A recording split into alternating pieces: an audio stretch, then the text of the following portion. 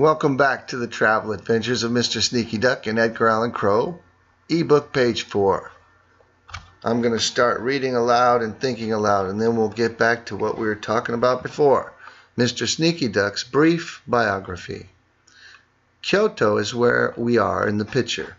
Oh, by the way, let's back up. Biography, if you didn't know what it meant, you should have highlighted it. Right click, go to Google for biography. Let's see, biography.com, biography, there's a defined biography. When I click on that, it says a written, why is it jumping around? A written account of another person's life. Alright, so this is about Mr. Sneaky Duck's life. Alright. Kyoto is where we are in the picture on this page. In Kyoto, when I discovered him, I also found out that Mr. Duck always dreamed of traveling. Now again, if you don't know what Kyoto or where Kyoto is, I highlight it, I right click, and I go search Google for Kyoto. What's going on here? Wow, that's pretty. There's a picture. There's images.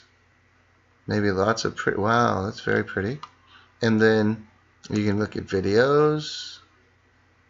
Some of those are different. Books, flights to Kyoto, maps. Maps are good. So if I look at this map, I can find out where on the map Kyoto is. As I zoom out, it's easier to see where it is compared to where I am. I'm over here in California, and Kyoto's all the way over here in Japan. Alright, I'm going back. Page in Kyoto. When I discovered him, I also found out that Mr. Duck always dreamed of traveling. He said that he'd go to sleep in a crate on a farm in Hokkaido. Again, I don't know where Hokkaido is. Let's look it up. Right click, search for Hokkaido. Let's close these other ones. Hokkaido and Wikipedia. I could see images. Lots of Hokkaido image. Wow, that's pretty. Lavender. I can see where that is on the map. I could look at the maps. Wow, it's the island up above Japan. And it's all the way over there. Okay, let's go back to the book. And let me read the sentence again. He said that he'd go to sleep in a crate on the farm in Hokkaido and dream of being able to fly around and see the world like his duck ancestors. Naturally, his ancestors weren't quite as magical as him. Mr. Duck is very smart, but he knows so much information that he sometimes gets things, people, places, and dates confused. For example, he posted a pic on my Instagram that said the location of Bloomingdale's store in the picture was in Bloomingdale, San Francisco, but it was actually Bloomingdale, Chicago. Here's the picture if you want to see it. Now, these are a different color, so I can click on those and see where they are. And if you look down in the bottom here, when I pass over, you can see that one is on Google.com, the other's on Google, the other's on Instagram. I want to see the Instagram photo first. Instagram. It opened this in the same window, so I got to go back this way. So that's Bloomingdale's picture in the Instagram, and apparently Mr. Sneaky Duck said it was San Francisco. Oh no, he changed it to Chicago. But that's good because he listened to me. If I look to see which one the San Francisco one looks like, I click on here, and that's the pictures of San Francisco. I want to look at Chicago. I click on the ones of Chicago here. I could do this myself by right-clicking though. So yes, it looks like Mr. Raines was right. In the picture, that's Chicago. So let's go back to the book. So many times I have to check his information when he tells me something to make sure it's right. You can help me. Yes, you. But more about that later. Let's talk about Edgar Allan Poe. That's the next page. Right here, I don't have it yet, but there will be a quiz. I want you to take the quiz on the skills that I'm about to teach you. So let's go back and see which ones we didn't learn yet. We didn't learn Control I, U, B, N, T, and Alt Tab. So that's what we're going to do today. But in order to do that, I need to open a document because all of these are shortcuts on documents except for the last one. So how do you open a document? Well, you have to go into your Google first. So I'm going to sign into my Google. You could do it along with me if you want. Just listen and do it. I'm signing into Google. My password.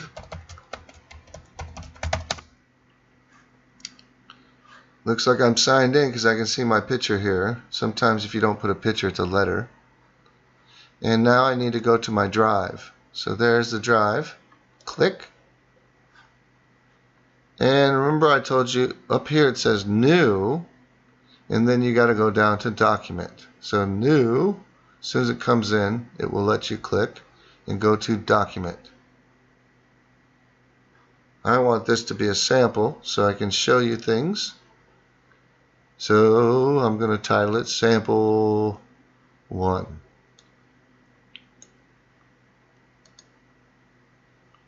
It's just coming in here. Sample 1. Okay, now I want to get the Gettysburg Address, Abraham Lincoln, when he said the 7 years ago. I heard it, but let's pretend that I don't know how to spell it. Well, that's okay. Look at this microphone right here. It says search by voice. Well, I'm going to click that, and I'm going to say the Gettysburg Address because I don't know how to spell it, if I didn't know how to spell it.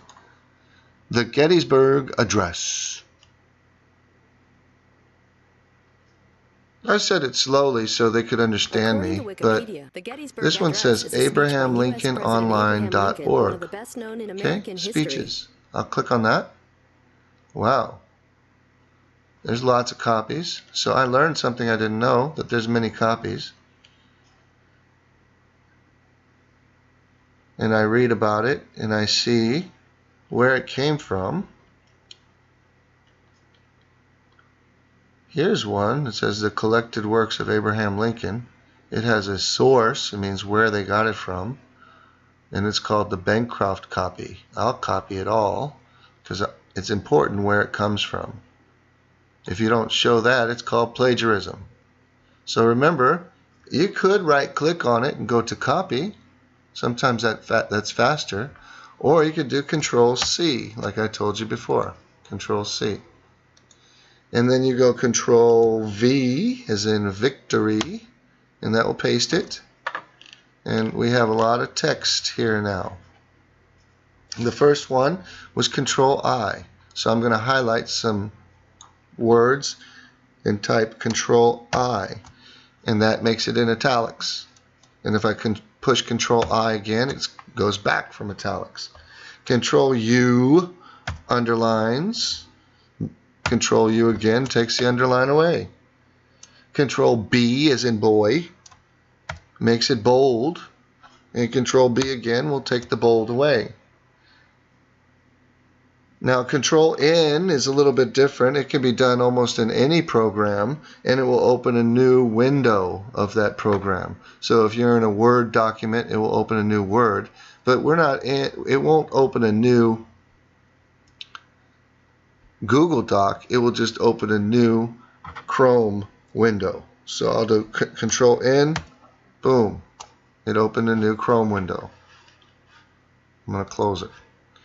And Control-T, as in Tommy, that opens a new tab. So you can see the tab. If you push it 1,000,000 times, 1,000,000 tabs will come up. So please don't do that. It'll get your computer stuck. All right. So let's review really quickly. And I mean quickly. Let's highlight it all by touching and dragging. We got Control-I is italics. Control-U is underline. Control B, as in boy, is bold. Control N is to open a new window.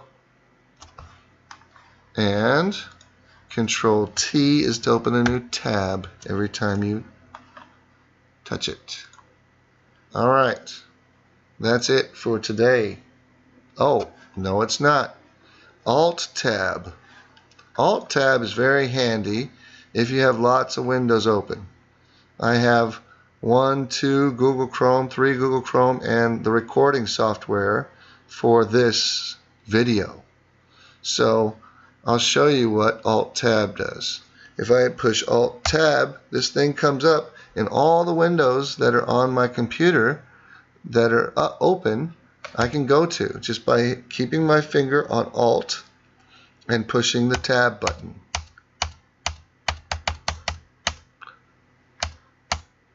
Okay, I want to minimize this in case you don't know what the Tab button is. I'm opening my keyboard picture. The tab says tab right here, but sometimes it's just a dash line. It's right above the cap locks.